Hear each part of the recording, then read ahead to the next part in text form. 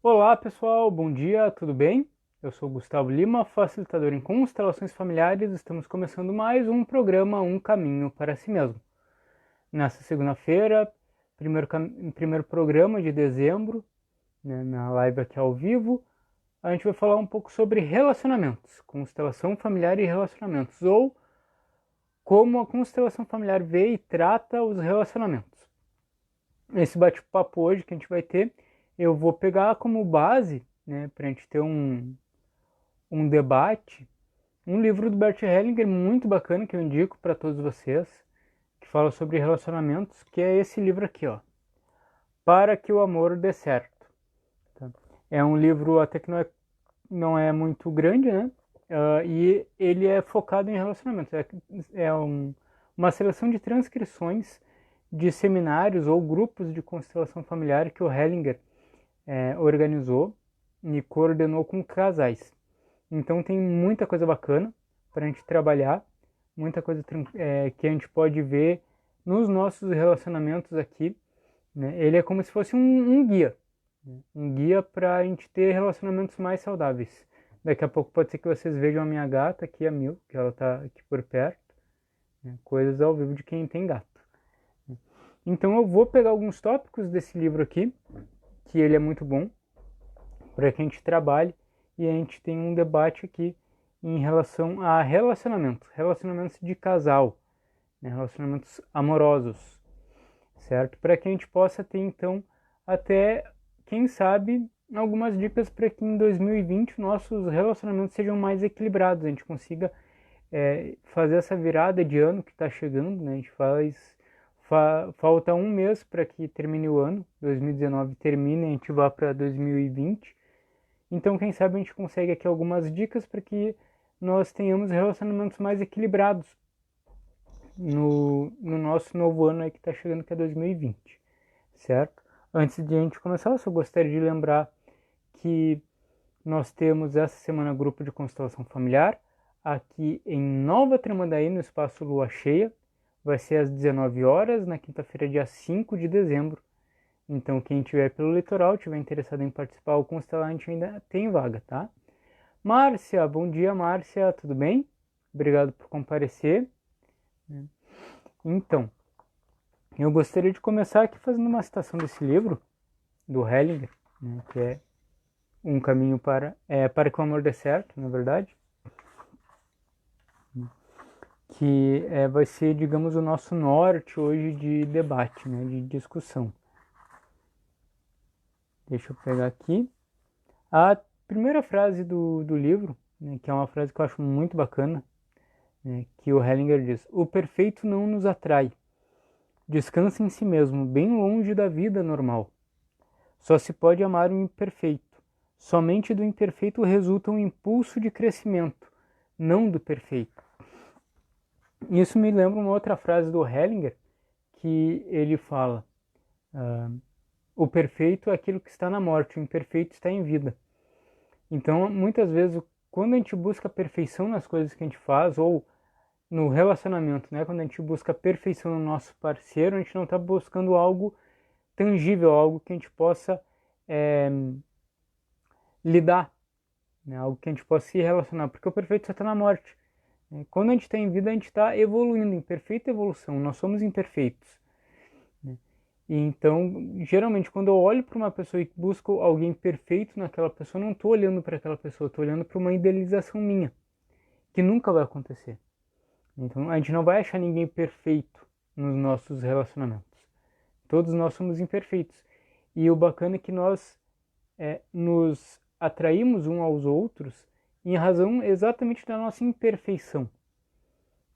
Um casal, ele se completa, né, se cria aquilo que a gente chama de alma gêmea, quando a imperfeição de um completa a imperfeição do outro. Não para que o casal seja perfeito, mas para que os dois cresçam juntos, evoluam juntos, tenham, né, um crescendo dentro dessa relação. Toda relação, ela é uma relação que faz crescer, de um modo ou de outro, faz crescer. Um relacionamento de casal, por exemplo, ele é direcionado para gerar uma nova vida. em regra, o relacionamento de casal, ele é gerado, ele tem como norte os filhos, né? Então eu crio algo novo com o relacionamento. Quando dos cônjuges, né, um dos companheiros não pode ter filhos, a gente falou um pouco disso no programa que nós tratamos de adoção, há um crescimento mútuo entre os dois. Então o relacionamento ele sempre tem a direção do crescimento, né, da evolução. Não que eu vá chegar no final do meu relacionamento e eu vou ter o meu relacionamento começou imperfeito, ele vai se tornar perfeito. Mas eu como pessoa cresci. Eu como pessoa me tornei, digamos, não melhor, porque pior ou melhor é uma questão de julgamento e eu vou estar julgando a mim mesmo num outro momento no qual eu não poderia fazer diferente. Então se eu falo aqui hoje, eu tenho 31 anos, eu sou melhor do que o cara que eu era com 18, eu vou estar julgando o Gustavo com 18 anos. Quando eu não tinha com 18 anos as mesmas ferramentas, as mesmas experiências, as mesmas dores que hoje eu tenho. Então eu evoluí. Eu era a minha melhor versão com 18 anos. E agora eu sou a minha melhor versão com 31. E por aí vai. Então o relacionamento ele é um passo importante para que nós evoluímos na nossa vida. Na verdade o que acontece? Nós nascemos, né? E o nascimento ele já é uma quebra de um padrão, ou ele é digamos, um degrau acima na evolução, porque eu estava dentro do útero da minha mãe, confortável, feliz, me alimentando, quentinho, e eu sou então apresentado para o mundo. Então eu tenho uma nova etapa na minha vida, onde eu vou ficar primeiramente no seio da mãe, recebendo carinho, recebendo segurança, amor e vida, e após uma determinada idade eu preciso quebrar isso, né? Quando vem a adolescência, geralmente a gente sai de uma forma geral, né? No inconsciente, dentro do nosso inconsciente, digamos, do poderio, né, da mãe. Eu saio ali da esfera da mãe e eu vou para a esfera então do pai, ou seja, eu saio um pouco daquela segurança do ninho e vou começar a experimentar a vida. E isso quem nos dá essa força para experimentar a vida, para ir para a vida, é o arquétipo masculino, que é o arquétipo do pai, que todos nós carregamos dentro da gente. Oi Marcelo, bom dia, tudo bem? Como é que está, meu amigo? Muito obrigado por ter vindo e participar do programa. Então, uma determinada idade a gente precisa quebrar esse paradigma de segurança e ir para o mundo. Então a gente vai para a esfera do pai, como a gente diz na constelação familiar. A gente toma a força masculina. Isso independe, né, de o homem ou a mulher. É um arquétipo que a gente carrega dentro da gente. O homem ou a mulher, isso não importa. Certo? Então eu vou para o mundo. Né, tenho essa força. E chega uma determinada época da minha vida que eu preciso me relacionar com uma outra pessoa. Porque eu preciso sair do âmbito da minha família, do âmbito da minha família de origem, quebrar algum padrão, quebrar essa lealdade que eu tenho com a minha família e formar a minha própria família.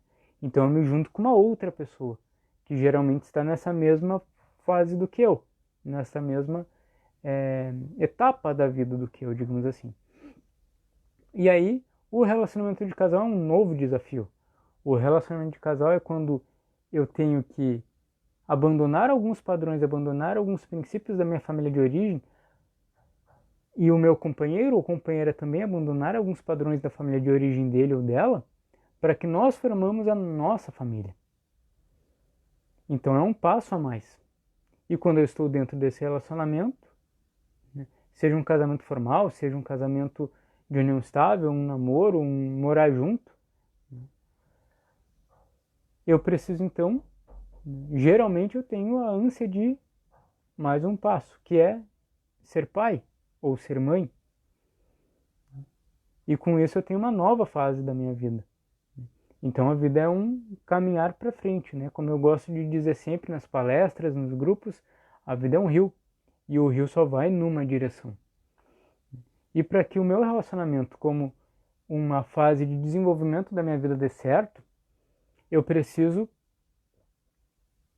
olhar para o meu companheiro ou a minha companheira e junto com ele ou com ela, eu criar um contrato de relacionamento. Né? E como advogado eu gosto muito de falar em contrato, né? Eu gosto de usar esse modelo, porque contrato, quando a gente estuda lá na faculdade de Direito Contratos, né? Contrato é um acordo entre duas pessoas com capacidade para tanto, ou seja, dois adultos. E quando eu me caso, quando eu decido me casar ou ter um relacionamento estável com alguém, eu estou abandonando aquela minha fantasia ou meu espírito de juventude ou de infância e indo para a vida adulta, me tornando adulto, assumindo responsabilidades de marido ou de esposa, de companheiro ou de companheira. E aqui eu gostaria de trazer uma reflexão bem bacana, porque hoje em dia o casamento, aquela cerimônia, seja na igreja ou seja num cartório, caiu em desuso. E se a gente for ver, independente de religião, não estou falando de religião, mas eu estou falando do, digamos, do ritual do casamento. Né? Quando a gente olha o ritual do casamento, o que acontece? O noivo entra primeiro acompanhado, geralmente, da mãe. E ele espera, então, a esposa, que a noiva geralmente chega um pouco atrasada, né? Era praxe, pelo menos na minha junta, eu ia bastante casamentos. Hoje eu já não vou quase nenhum, quase ninguém mais casa. A noiva chegava acompanhada de braços dados com o pai. Então o pai entregava a filha para o noivo. E a mãe do noivo entregava o seu filho, então, para a esposa. Vejam que bonito isso, o símbolo que há nisso. A mãe diz, o meu filho já é um homem, ele não é mais o meu filho. E o pai é como se ele dissesse, a minha filha já é uma mulher, ela não é mais a minha filha, agora ela é uma mulher. Meu filho é um homem. Então, homem e mulher, ou dois adultos, se casam. E a gente vê hoje muito que até eu li em alguns livros, né, alguns psicólogos falam que a gente está vivendo a partir dos anos 2000, né, anos 90, 2000, passou a existir a geração canguru, que são adultos que depois dos 30 anos ainda ficam em casa, depois dos 20 e poucos, até uns 30 e tantos anos ainda ficam em casa. Né? E a gente vê, eu faço um paralelo digamos, da falência, né, desse rito do casamento com o surgimento dessa geração canguru. Hoje em dia, ninguém mais é adulto nesse sentido. Tanto que os relacionamentos hoje eles são muito líquidos. Né? Aí eu sugiro alguns livros de um sociólogo que é o Zygmunt Bauman, que ele é suíço, se não me engano, que ele fala sobre a sociedade líquida, né? Que hoje não temos mais vínculos. Né? Hoje a gente não se vincula mais a ninguém. Eu conheci uma pessoa, 2 semanas depois eu estou morando na casa da pessoa, estamos ajuntados, minha namorada, é meu namorado, mas nós não queremos um vínculo. E esse vínculo, por qualquer coisa, ele se rompe, porque ele é muito frágil hoje. Então nós não temos esse compromisso. Né? E a gente vê isso muito na constelação familiar, que geralmente pessoas que têm dificuldade em formar vínculos como adultos, em relacionamentos, em casamentos, são pessoas que ainda estão vinculadas, presas a os pais.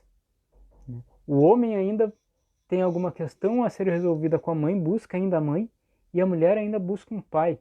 Só que aquele namorada nunca vai ser um pai ou uma mãe, vai ser um outro homem ou uma outra mulher qualquer.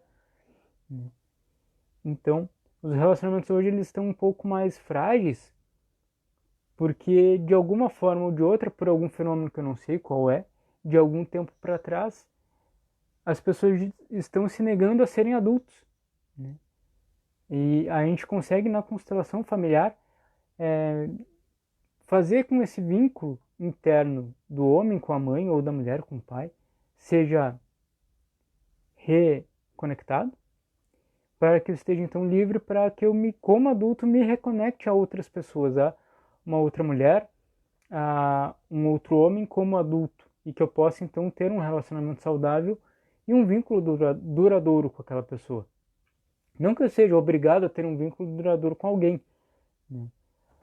Que se eu caso uma vez eu não posso mais me separar, não é isso. A questão é que hoje os relacionamentos eles são líquidos, no sentido de que eles não têm consistência. E isso faz com que eu não assuma minhas responsabilidades como adulto dentro daqueles relacionamentos. Qualquer queixa, qualquer questão, qualquer dificuldade, eu estou saindo daquele relacionamento. Então nós temos essas queixas ainda, essas posturas internas de criança, né, interiores de criança, de que se não está bom o meu brinquedo, eu largo ele e volto para casa. E a vida de adultos não é assim. Então, quando a gente casa, quando a gente tem um relacionamento com alguém, pode ser até um namoro, algo mais sério, eu olho para aquela pessoa como um outro adulto, e um outro adulto imperfeito, que ele não vai suprir as minhas necessidades, né? Aquele parceiro ou parceira não está ali para suprir as minhas necessidades, está ali para evoluir comigo. Então, tolerância é algo muito importante nos relacionamentos, a gente tem pouco isso hoje, né? Até porque não temos mais esses rituais de passagens. Era muito importante, há algum tempo atrás, né, as festas de 15 anos para as meninas, né? Era onde a menina era apresentada para a sociedade já como mulher. E a gente pode ver até isso de um viés machista, alguma coisa assim, mas na verdade a gente vê que tem rituais dessa forma em todas as culturas, né? Os índios, por exemplo, tinham rituais de passagem de menino para adulto. Os hindus também tinham rituais de passagem, até hoje eles têm rituais na Índia de passagem, né, da vida juvenil para adulta. Então o casamento em si, o compromisso que eu tenho com outra pessoa de dividir uma vida, de formar uma família, é como se fosse um ritual que hoje em dia está um tanto em desuso. Pode ser por hoje em dia, os jovens não conseguirem ter essa maturidade de se desvincular das suas famílias e procurarem algo próximo, né, um relacionamento em que eles possam sair o mais fácil possível e voltar para um ninho, seja porque estamos muito exigentes de alguma forma e procuramos a perfeição onde a gente nunca vai achar. Então, um relacionamento, para que ele dê certo, uma das bases é olhar para a pessoa como alguém tão imperfeito quanto eu e que vai errar tanto quanto eu. Então, esse é um dos primeiros pilares que a gente vê na obra do Hellinger, que é o Papa da Constelação Familiar, quando ele fala de relacionamentos. Eu assumir que o meu parceiro ou minha parceira é imperfeito, tal como eu sou imperfeito. E aí vem uma outra questão que a gente fala bastante, não só na constelação familiar, mas acho que em todo tipo de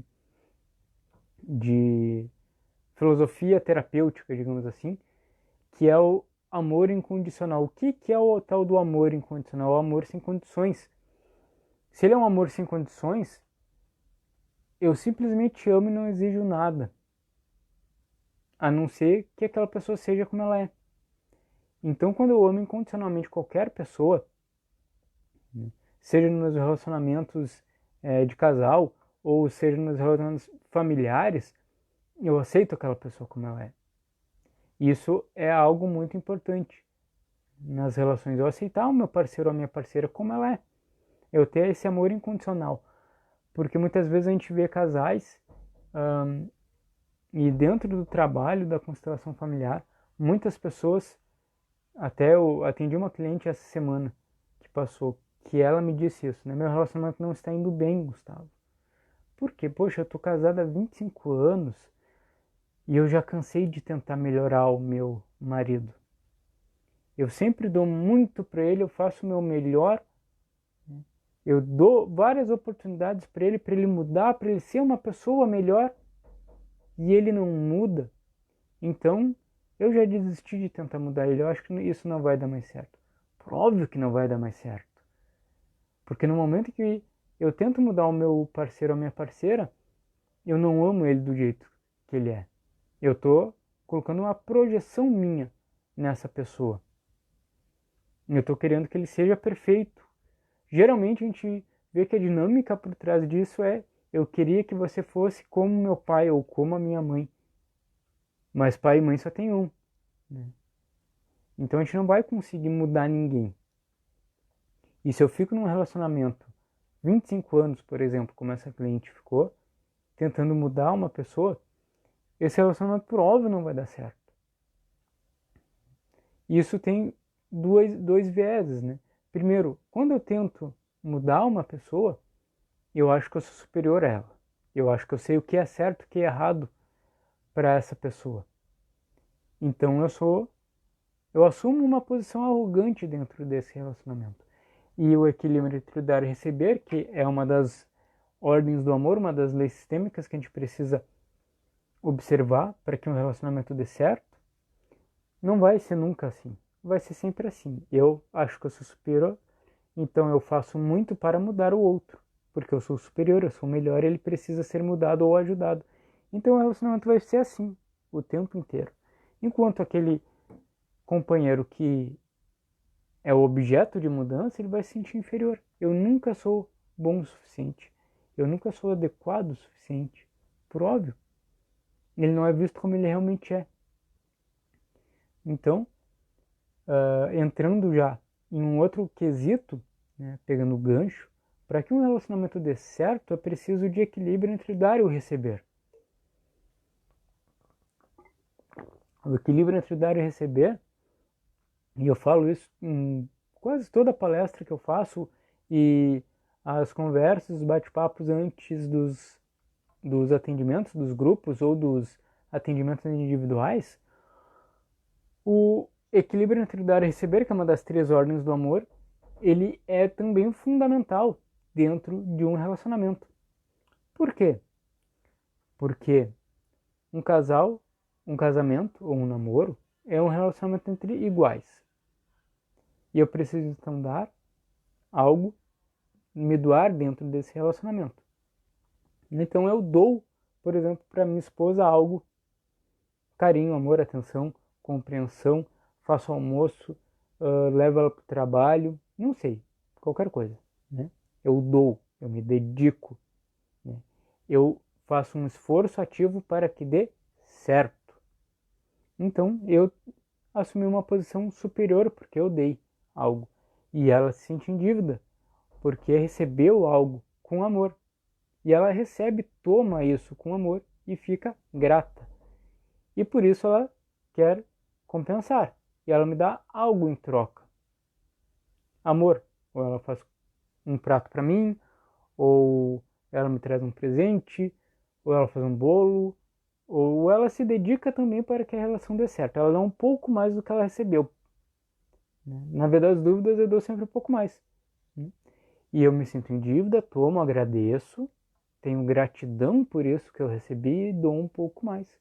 E o relacionamento então ele vai crescendo de uma forma equilibrada, porque eu assumo as minhas obrigações dentro desse relacionamento. Eu assumo que eu preciso dar, fazer nesse relacionamento para que ele dê certo.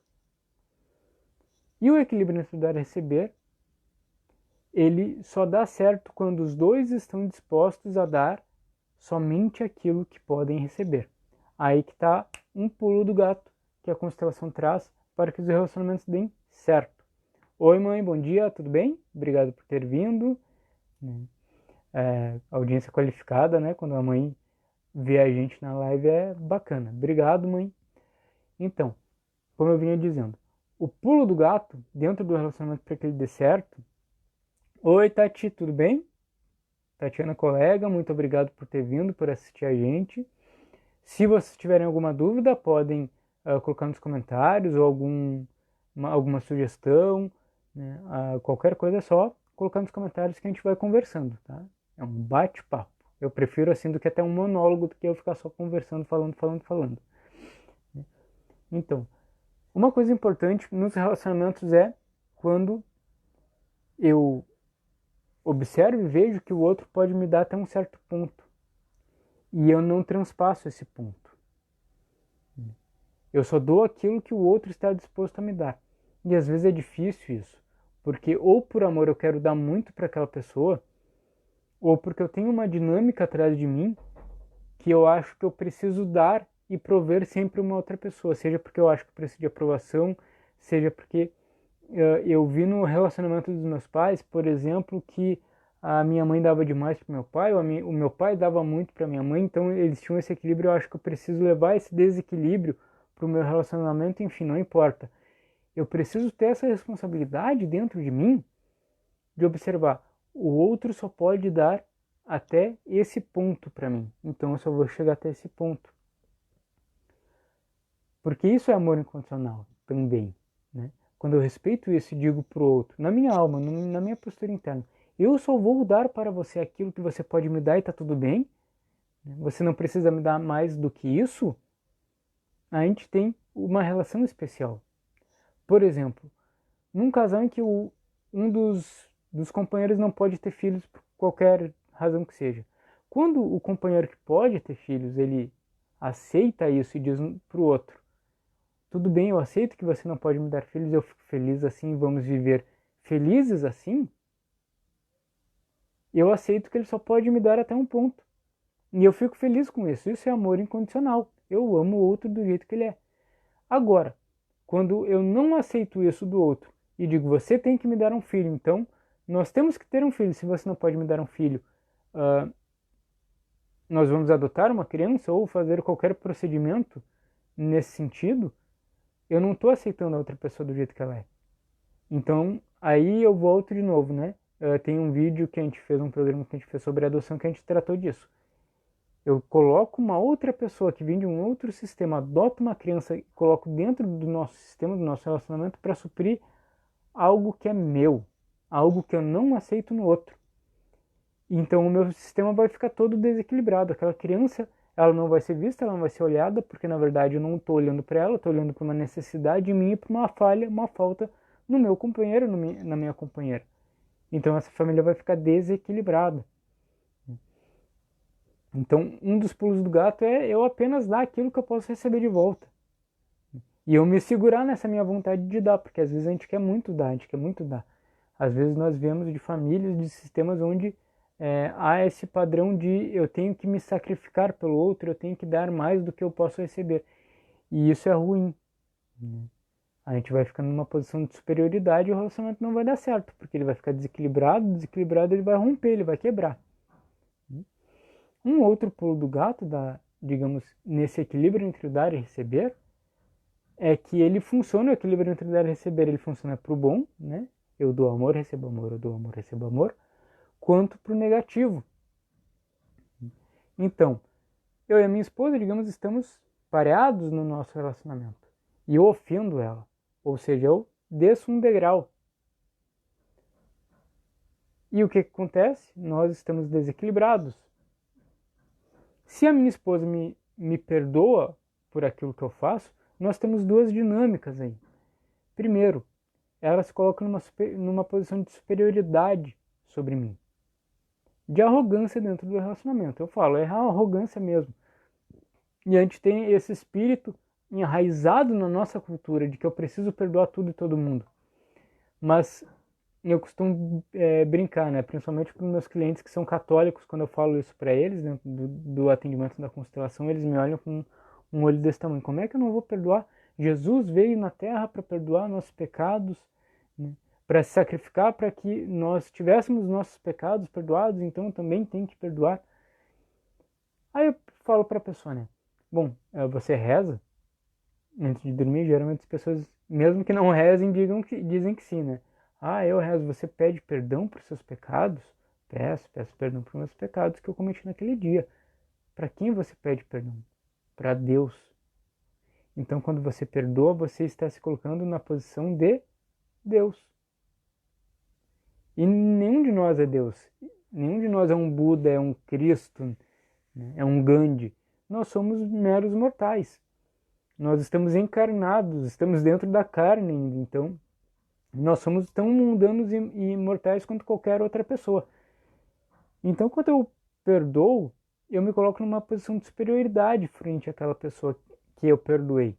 E dentro de um relacionamento isso é horrível, porque a gente vê relacionamentos de anos e anos e anos em que uma pessoa vive perdoando a outra, e quando se vê depois de 20, 30, 40 anos de relacionamento, a outra pessoa vai lá, o que sempre perdoou,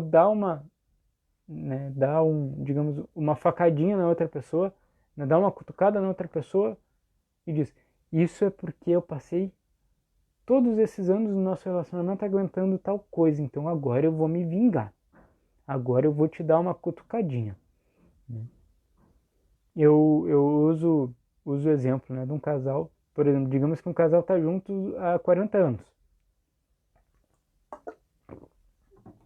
E a esposa aguentou muita coisa, perdoou muita coisa. Né? Então, depois de 40 anos de casado, a esposa começa a colocar muito sal na comida do marido. E o marido não gosta. Né? Ela até inconscientemente, ela começa a errar a mão no sal ali de uma forma inconsciente na comida do marido. E o marido começa a perguntar, a reclamar. Tá muito salgado, porque agora tá muito salgado, não sei o que, não sei o que. E a mulher fala: eu faço comida há 40 anos pra ti do mesmo jeito, tu nunca reclamou, por que tu tá reclamando agora? Isso é uma dinâmica inconsciente. E uma outra dinâmica, uma coisa que acontece muito, que eu vejo, são aqueles casos de pessoas que têm Alzheimer, que têm Parkinson, doenças degenerativas, aquelas doenças que fazem com que a pessoa perca suas funções e fica ou numa cadeira ou numa cama.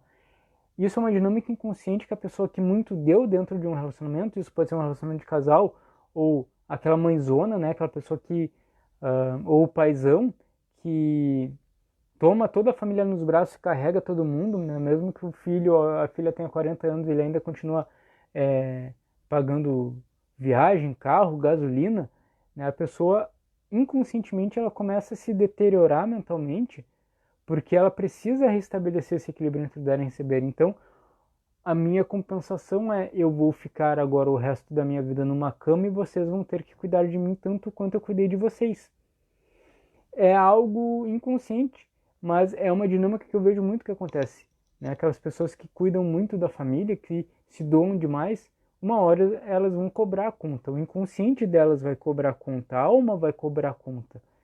E muitas vezes é uma inanição total da pessoa, involuntária, sim, mas é uma inanição total da pessoa.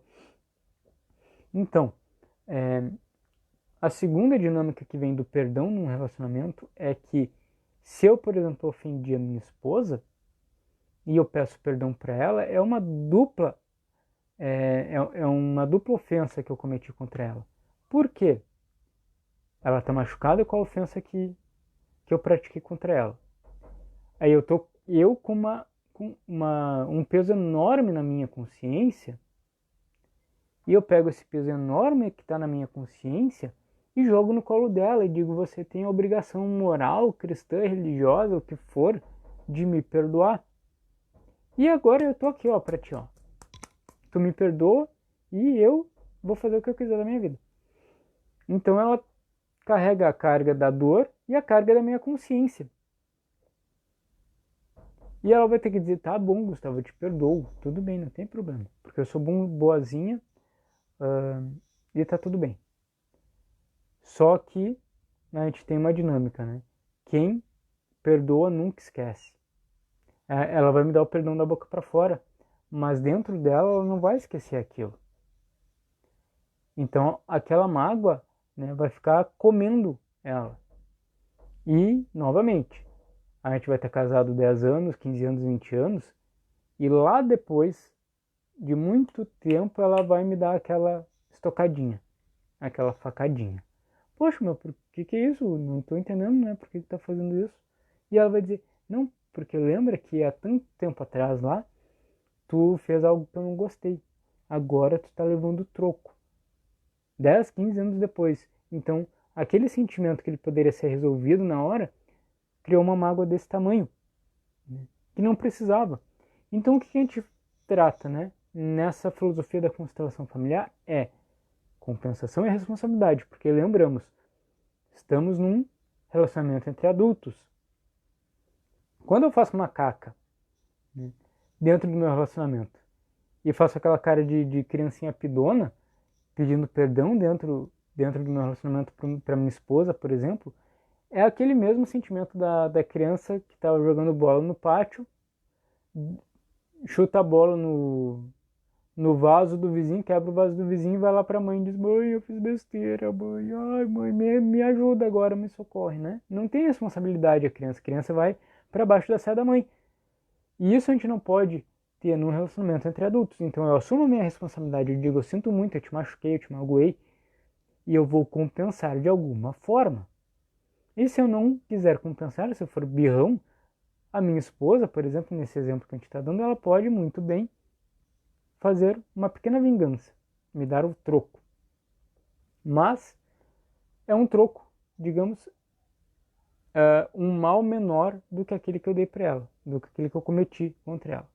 Então, digamos, estávamos nesse equilíbrio, eu ofendi ela e vim para esse nível.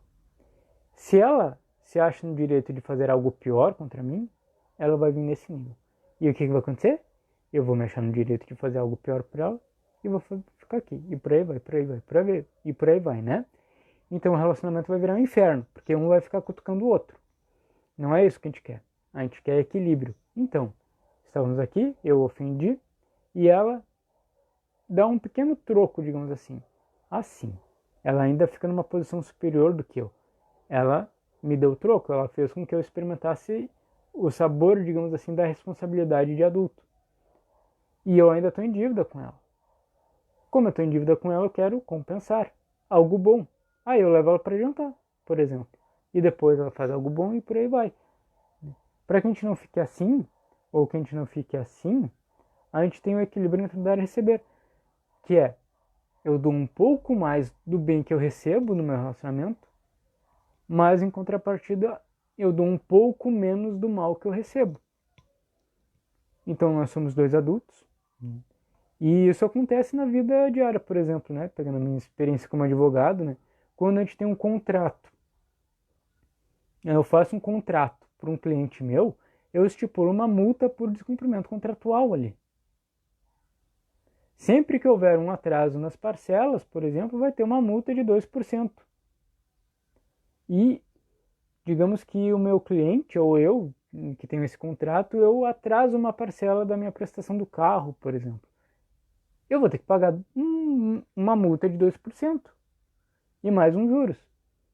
Mas isso não significa que eu vou romper o contrato com a financeira que financiou meu carro, por exemplo. Eu vou continuar naquele relacionamento, mas a minha falta dentro daquele contrato eu vou ter que compensar. Um relacionamento entre adultos é a mesma coisa. Então, para que ele seja duradouro, eu vou compensando as pequenas falhas. E aquilo que não é compensável? Por exemplo, né, no meu contrato de relacionamento, digamos assim, com a minha esposa, traição não é algo que a gente possa compensar. Então a gente tem duas saídas para isso. Se há uma traição dentro do nosso relacionamento, a gente termina o relacionamento, ou a gente pega uma pedra bem grande e bota em cima daquilo e segue a vida. Porque, lembra que eu disse, né? Quem perdoa não esquece. Mas, quem um dia esquece, quem sabe pode perdoar. Então, o esquecer é um processo de eu aceitar aquilo como uma falha da imperfeição do outro, que eu não posso compensar, ele não pode compensar, ele só pode dizer: sinto muito, fiz caca. E ó, a minha gata vai aparecer aqui, eu acho, a 1000. Né? Então, eu só posso dizer: sinto muito, fiz uma caca imensa que eu não posso compensar. E a outra pessoa não tem compensação. Então a gente pode colocar o rabo da Mil aqui. A gente pode colocar uma pedra bem grande em cima disso e tentar recomeçar. E esquecer. Esquecer é esquecer mesmo. Né? Não é, lembra aquela vez que tu olhou pra fulano e fez assim com a fulana. Não é isso. Eu esqueci, ponto. Acabou. Se isso for possível no relacionamento. Se não, cada um pro seu lado. Certo? Então, isso que eu gostaria de trazer para vocês sobre o equilíbrio entre dar e receber. A gente já está chegando aí a 40 minutos de live, eu estou só falando, vocês não estão perguntando nada, eu vou continuar falando, né? Então, quero trazer aqui um outro tópico aqui que o Hellinger trata no livro, que é, deixa eu ver aqui, isso daqui, muito importante, né? Casar-se também com a família do cônjuge. Ou seja, a gente trata na constelação familiar sistêmica de sistemas. Isto é, a gente dá um passo para trás quando o cliente vem, né? E eu não vou olhar só o cliente, eu não vou olhar só a pessoa que está na minha frente. Eu vou olhar todo o sistema dela. Porque eu vou buscar, na constelação familiar tem algo que é muito interessante. A pessoa vem com um problema pessoal dela, né? A pessoa vem talvez com um objetivo. Eu quero ganhar mais dinheiro, eu quero um emprego novo, eu quero ter mais saúde, eu quero ter um relacionamento saudável, enfim, whatever, o que for. Eu vou dizer para a pessoa que eu vou atrás do objetivo dela, mas o pulo do gato aí, né, o segredo é que na verdade eu vou atrás eu vou buscar como facilitador com a maior honra, com o maior respeito a todo o sistema daquela pessoa, eu vou buscar, não morde aí meu, eu vou buscar o equilíbrio daquele sistema. O objetivo do cliente vai ficar em segundo plano, eu vou buscar o equilíbrio dentro do sistema familiar daquela pessoa. Então o Hellinger, ele tem uma frase, né, que ele diz, e eu me encaixo muito nisso, eu não sou um terapeuta, eu sou um ajudante de almas, eu sou um reconciliador de almas, eu ajudo as almas a se reconciliarem. E através dessa reconciliação, aí sim talvez o cliente possa chegar ao objetivo dele. Eu gosto muito dessa frase e eu incorporei essa postura como profissional para mim. Né? Eu vou entrar, eu costumo dizer, eu tiro meu chinelo, eu tiro meu tênis, né? Faço uma reverência muito profunda para o sistema daquela pessoa e entro, digamos, na casa, né? No sistema daquela pessoa para tentar equilibrar aquela relação dentro daquele sistema. Então, esse é o segredo de o que eu acho que é o trabalho de um facilitador consciente e responsável em constelação familiar. Ele vai, com muito respeito, muita honra, muita humildade, entrar na casa da pessoa, no inconsciente daquela pessoa, no sistema, no campo mórfico da pessoa que veio procurar ele, vai olhar com amor e carinho para todos os familiares daquela pessoa, para todos aqueles do sistema daquela pessoa, especialmente pai e mãe. Porque se eu tomo o pai e mãe do meu cliente no meu coração, eu vou ter um amor incondicional por ele, pelo cliente. Né? E eu vou poder ajudar ele, então, de uma forma mais serena, sem julgamentos. E no relacionamento é a mesma coisa que acontece. Quando eu entro num relacionamento, eu estou entrando também no sistema da outra pessoa. Quando eu comecei a namorar, digamos assim, a Suzana, que é minha esposa, eu entrei no sistema dela e ela entrou no meu sistema. Então, quem eu devo honrar? Ela e a família dela. Eu me casei com a mãe dela, com o pai dela, com os irmãos dela, com a filha dela, do mesmo jeito que ela se casou com a minha mãe, com meu pai, com meus irmãos, com a minha avó, com meus tios, enfim. Quando eu entro numa relação, não é só a minha relação entre eu e a Suzana, né? É eu, a Suzana, e a minha família e a família dela toda. Né? Oi, Karina, bom dia, tudo bem? Poxa, que bom te ter aqui, Karina, uma grande amiga minha, minha colega de trabalho lá nos tempos do escritório. Né? Obrigado por ter vindo, fico muito feliz. Se tiver alguma pergunta, alguma sugestão, algum comentário, fica à vontade, tá, Karina? Muito bom te ter aqui. Então, casei com a Suzana, casei também com a família toda dela. E a gente vê hoje também um padrão que a gente vê aqui, principalmente do brasileiro, que a gente tem muita piada, né? Muita saudade também, Karina. Obrigado. que a gente tem muita piada de sogra e de cunhado, né? E isso é uma depreciação muito forte. E não é algo muito legal, muito embora seja às vezes engraçado, né? Porque uh, toda pessoa é 50% pai, 50% mãe.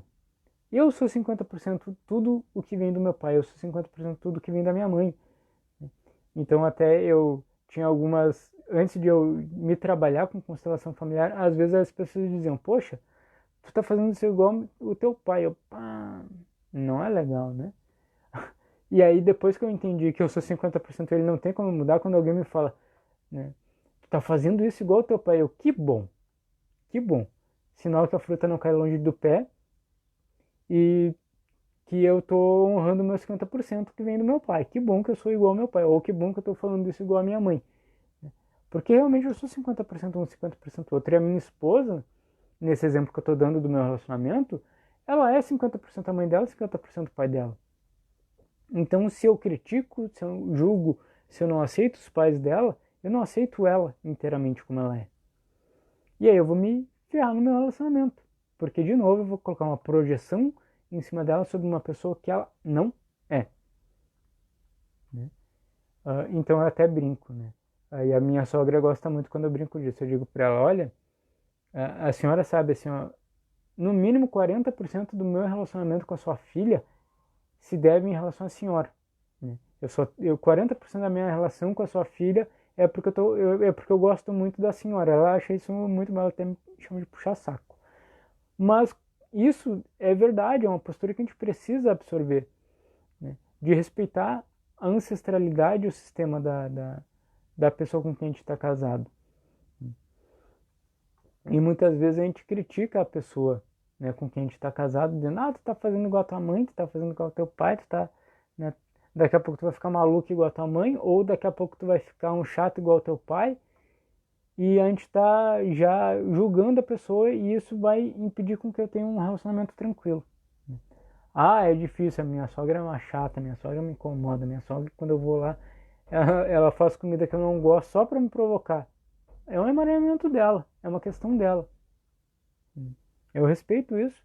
Né? O que eu posso fazer? Eu não almoçar mais na minha sogra. Tem uma frase de um amigo meu que ele diz, né? Eu amo todo mundo. Mas algumas pessoas eu amo à distância.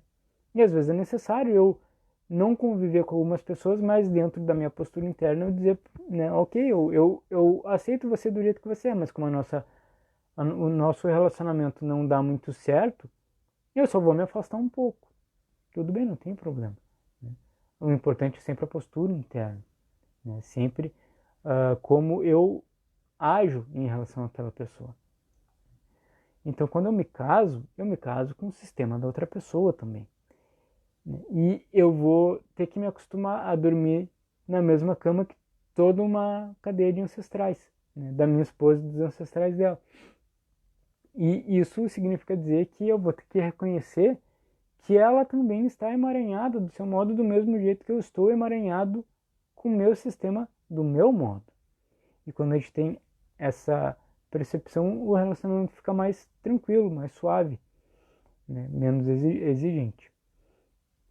E aí tem uma outra questão, eu estou falando de sistemas, tem uma outra questão que é muito importante também dentro dos relacionamentos, que é, né, eu tenho que respeitar o sistema da minha esposa, por exemplo, né? Mas eu tenho que saber também, ó, a minha gata vai pular aí, ó. Daqui a pouco vocês vão ver ela. Sai daí, meu. Agora não é hora, tá? Sai daí, meu. Ah, mas eu tenho que ter ciência também de que quando eu entro num relacionamento, eu estou formando um novo sistema com a minha companheira ou o meu companheiro. Ou seja, eu vou ter que abandonar alguns princípios e algumas lealdades para que meu relacionamento dê certo. Eu vou ter que abrir mão de algumas coisas. Por exemplo, comecei a casar, né? Casei, me mudei. Agora estou morando, digamos, numa outra cidade com a minha esposa. E a minha família é de uma cidade, a família dela é de outra cidade. Então a gente senta, o que a gente vai fazer no domingo, amor? Aí ela chega pra mim, não, todo domingo tem o churrasco na casa do meu pai, lá da minha mãe, E eu tenho que ir lá, todo mundo vai estar reunido, a gente tem que ir lá.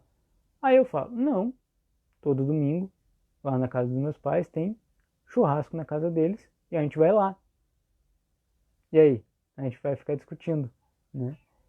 Pra onde é que a gente vai. A minha gata tá meio louca aqui. Mas enfim. Como dois adultos, nós sentamos, conversamos e dizemos, quem sabe a gente faz um domingo para outro, né? E assim, isso é um exemplo bem pueril, né? Mas é assim que funciona. Eu tenho que abandonar algumas regras do meu sistema antigo e a minha esposa vai ter que abandonar algumas regras do sistema antigo, do sistema de origem dela, para que a gente forme as nossas próprias regras. E isso é muito importante, porque às vezes, né, a gente tem aquela questão de filhos, né? Ah, porque lá na minha família toda criança foi educada assim. Na minha família se dava bolachinha recheada para as crianças, mas na minha família a gente só comeu orgânico. O que os pais têm que fazer como dois adultos responsáveis? Sentar e dizer, não, o nosso sistema vai ser assim. Os nossos filhos nós vamos criar assim. E a gente vai ter que ter um pouquinho de culpa na consciência para chegar para a nossa família de origem, para os nossos pais, e dizer para eles, o meu filho eu vou criar assim. Ah, mas quando tu era pequeno eu te dava. Quando eu era pequeno é uma coisa, agora a minha consciência é um pouco diferente. Não é que eu vá fazer melhor, eu vou fazer um pouco diferente.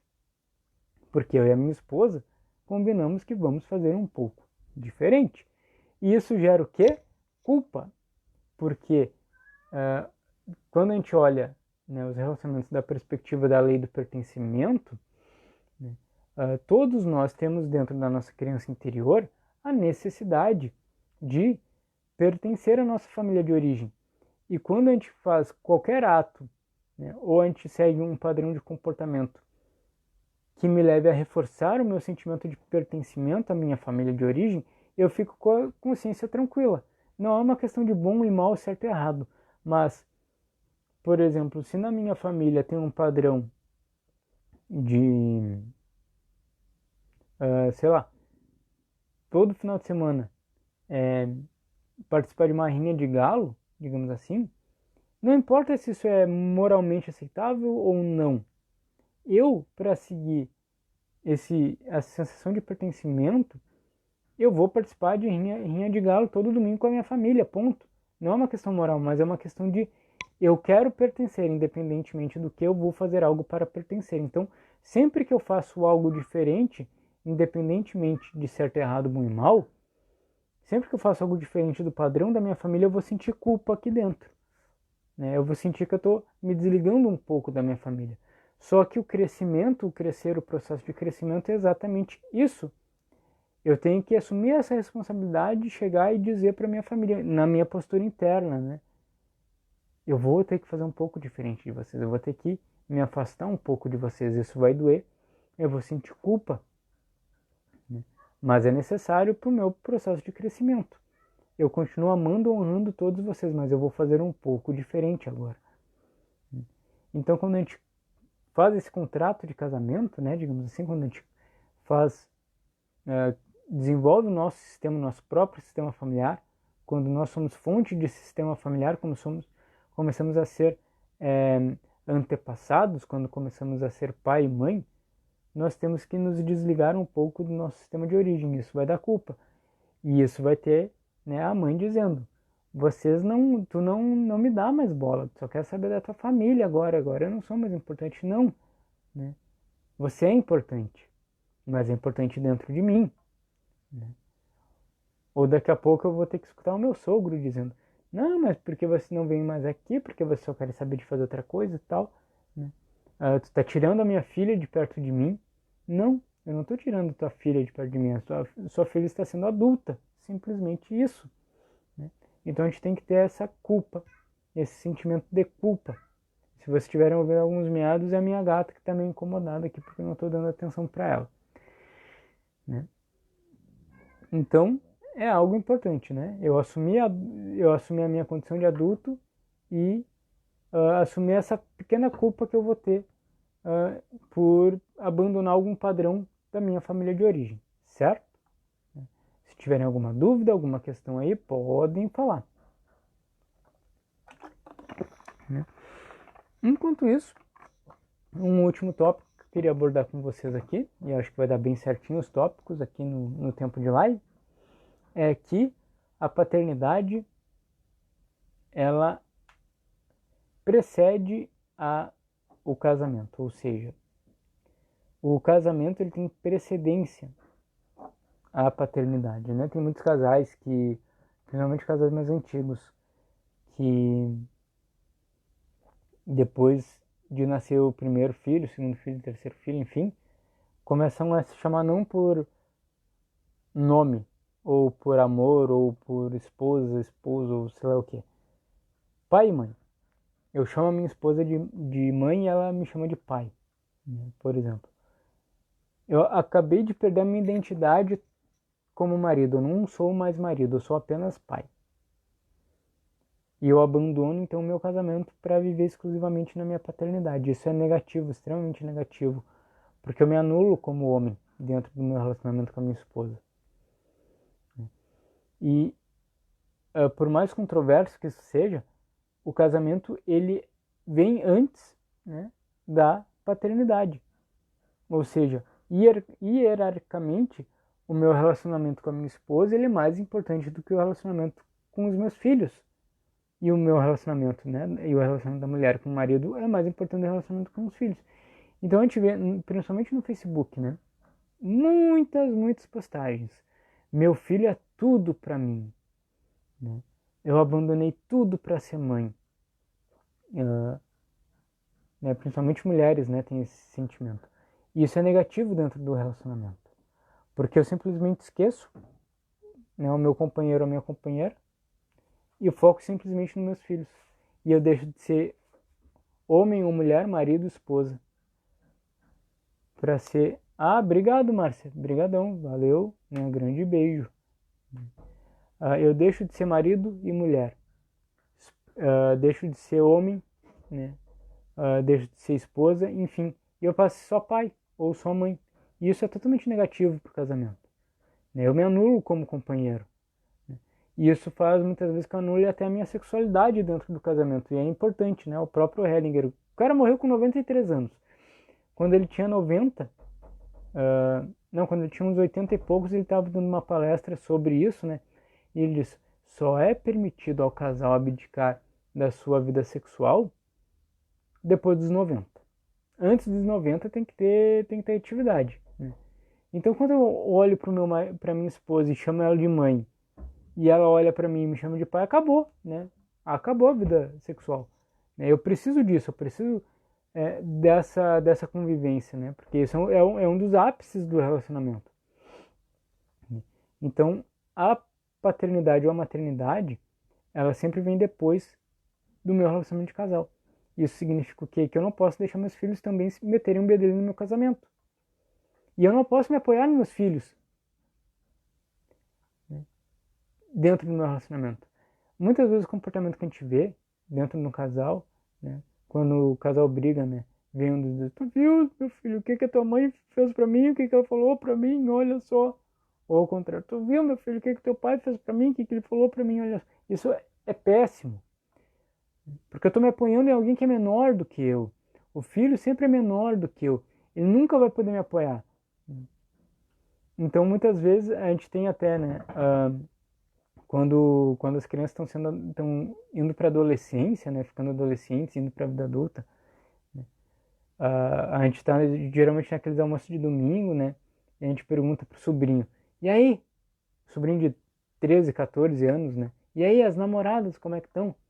E aí vem a mãe, e já, não, namorada não, capaz, não vai ter namorada. O que que ela está dizendo? Meu filho, eu preciso de ti, tu não vai poder ter nenhuma mulher na tua vida. Se tu tiver uma mulher na tua vida, eu vou sofrer. Olha o, o, o digamos, o transtorno, né? Não é bem essa palavra que eu gostaria. Tortura. A tortura psicológica inconsciente que uma mãe, né, coloca sobre um filho, né? Você precisa sempre estar do meu lado. Você não vai poder crescer, ser adulto, ter a sua família. Você precisa estar do meu lado. Ou um pai, a mesma coisa, né? A gente pergunta para uma menina, às vezes, né, com 13, 14 anos, 15 anos, sei lá.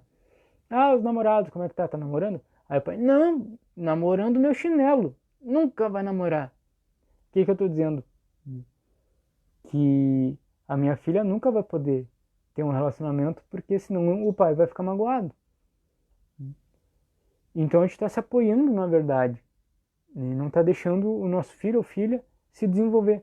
Quando a gente apoia algo, né, uma falta que eu projetei, aí de novo, né, tudo é uma reação em cadeia. Tudo é um dominó. Eu tinha uma projeção, né, eu tinha um sentimento de vazio dentro de mim, eu projetei no meu esposo ou na minha esposa aquele sentimento de vazio. E o meu esposo ou a minha esposa não pode completar aquele sentimento de vazio, porque eu estou apenas projetando ele naquela pessoa. E aí eu vejo, né, inconscientemente, o meu inconsciente, tudo são dinâmicas inconscientes, o meu inconsciente vê, aquilo que eu preciso eu não vou tomar do meu esposo ou da minha esposa, eu vou ficar procurando da onde que eu posso tomar isso, para onde que eu posso tomar isso. Meu filho ou minha filha vai suprir isso de mim. Então eu vou sufocar meu filho ou minha filha. Só que meu filho ou minha filha não é aquilo que eu preciso. Indicação de livro, tá? Tem PDF na internet. Onde estão as moedas? É um livro muito curto, eu li ele, olha, acho que em 2 horas tomando chimarrão, né? Fiz um mate para mim, coloquei na área ali, num belo pôr do sol, e li ele em 2 horas. Bem curtinho o livro. Juan Bacardi, um, Juan Bacardi, poxa, esqueci o nome do cara. Que coisa. Juan Bacardi Garriga, ou Juan Garriga. É um catalão que ele tem um conto, né? Ele faz o conto Onde Estão as Moedas, que é um conto muito bacaninho, e depois ele faz toda uma reflexão sobre esse conto. É um livro muito fininho, tem em PDF, é uma barbadinha para no tablet ou no celular ou no computador, em 2 horas vocês leem ele. Tá? Dica séria de leitura, é muito bom esse livro. Nos ajuda a ver muitas coisas dentro da gente. Tá? Então, se eu me apoio nos meus filhos, ou se eu dou precedência, né, à minha figura como pai ou mãe, e deixo de lado a minha vida como casal, eu vou ter um problema, vou criar um problema para mim, né, porque eu não vou mais me desenvolver como pessoa, vou me desenvolver apenas como o modo pai, o modo mãe, e eu vou criar um baita de um problema para o meu filho ou minha filha, porque inconscientemente a alma da criança vai ver que o pai ou a mãe está abandonando a sua vida para cuidar de mim. Então eu vou achar que eu vou precisar também um dia abandonar minha vida para cuidar de um deles. E a vida é um presente que a gente recebe para que a gente passe a vida para frente. A vida, como eu disse, né, eu até falei no início da live, a vida é um rio. A vida é um fluxo para frente. Se eu, em determinada parte da minha vida, eu parar esse fluxo e querer olhar só para trás para cuidar do pai ou da mãe, né, naquele sentido de eu tenho que retribuir aquilo, tudo que eu ganhei, a minha vida ela vai travar. Então, a gente cuida dos pais, né, na velhice ou na doença deles, conforme a gente pode, sem travar a nossa vida. Né? Isso até muitas pessoas criticam a abordagem da constelação familiar nesse ponto, né? Mas é verdade, né? Porque o rio ele vai sempre para frente, né? É inevitável isso. Então, para que os filhos sejam liberados na vida deles, o casal ele precisa mostrar para os filhos e dizer para eles: nós somos um casal. Eu até posso ter problemas com teu pai ou com a tua mãe, mas eu estou casado com ele ou com ela porque eu quero. Porque a gente se ama da nossa forma. E tu não vai te meter nisso. E eu, como casal, como homem ou mulher casado, vamos fazer aquilo que a gente quiser.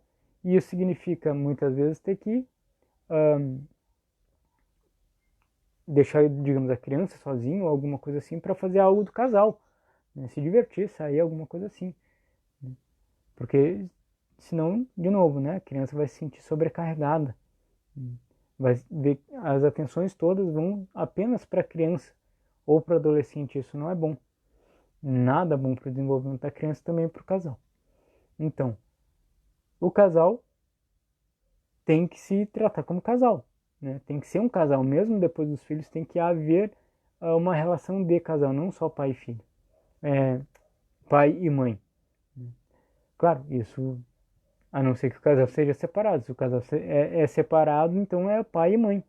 E continuam sempre sendo pai e mãe daquela criança. isso ninguém vai mudar. Bom, pessoal, seriam essas reflexões sobre casal que eu gostaria de deixar para vocês hoje. A gente já está com mais de 1 hora de live, ou seja, o meu tempo já está estourado. Gostaria então que essas dicas que a gente deu aqui sejam úteis para vocês a partir, quem sabe, dessa virada de ciclo, né, que está vindo aí no ano novo. A gente só tem um mês de 2019, quem sabe no próximo ano a gente conseguir equilibrar os nossos relacionamentos dentro dessas perspectivas. Lembrando sempre que nós temos nossas lives semanais, toda segunda-feira às 10 da manhã, só que, na verdade, essa será a última live às 10 da manhã. A partir da próxima segunda-feira, as lives serão às 19 horas. Por quê? Às 10 horas geralmente o pessoal está trabalhando, muitas pessoas não podem ver, então um horário horário comercial, digamos assim, acho que a gente pode ter um diálogo melhor com o pessoal, tá? Então a partir da próxima segunda-feira, às 19 horas. Lembrando também que na próxima quinta-feira, dia 5 de dezembro, às 19 horas, teremos grupo de constelação familiar aqui em Nova Tramandaí. Temos ainda vagas para constelar e para participar. Quem quiser estender um pouco o fim de semana, né? Vir quinta-feira para a praia participar, é muito bem-vindo. Quem é aqui da praia, quem é aqui do litoral, também é bem-vindo para participar da constelação. Dia 13 de dezembro, que vai ser numa sexta-feira, a gente tem uma palestra solidária no Espaço Figueiras, em Osório. É 1 quilo de alimento não perecível para a gente dar para uma entidade de Osório. E a gente vai fazer uma palestra vivencial, né, com algumas dinâmicas de constelação familiar. Então vai ser numa sexta-feira, dia 13 de dezembro, a partir das 19h45 no Espaço Figueiras. Né? Endereços, compareçam nas nossas redes sociais, né? Curtam lá o Instagram, @gustavo.constelacal sistêmica, o Facebook também é gustavo.constelacal sistêmica. Para dúvidas ou agendamentos, o WhatsApp 51993499860. Repetindo, 51999. Opa, bom, esse 9 está me complicando. Bom, 51993499860. 51993499860.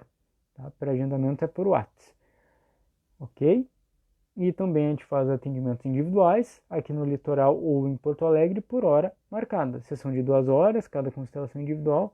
É só, né, mandar um WhatsApp ou ligar ou mandar um direct no Instagram, ou Messenger, no WhatsApp, no Facebook, enfim, para a gente agendar nosso horário de individual. E os workshops a gente vai divulgando a agenda nas redes sociais, ok, pessoal? Muito obrigado por terem vindo, por terem participado. A live vai ficar no Facebook e no YouTube também. Se puderem curtir, compartilhar, comentar, né, principalmente para que outras pessoas tenham acesso a esse conteúdo que pode ser importante para outras pessoas também, vai ser maravilhoso. Tá? Um abraço para todo mundo, fiquem bem, uma ótima semana, tudo de bom. Até mais.